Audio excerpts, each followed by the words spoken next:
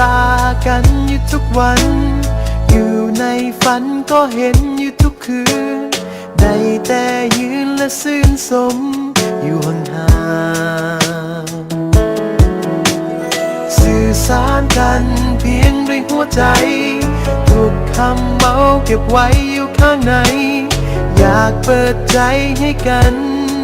แต่บอกกล้าหากสุดท้ายเราทั้งสองต้องได้จากกัน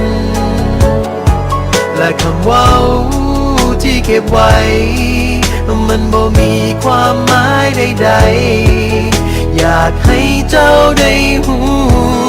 จะเก็บใจเอาไว้ให้เจ้าคนเดียวเท่านั้นก็พอเพียงแต่ขออย่าให้หัวใจนี้ต้องได้รอคอยวันและคืนต้องยืนคนเดียวโดดเดี่ยวกับความเงียบเหงาความหักมีความหมายกินใจเท่าใดก็ว่าบอกอยากจะรักแต่ว่าบอกกล้าที่จะไปบอกถึงลากันไป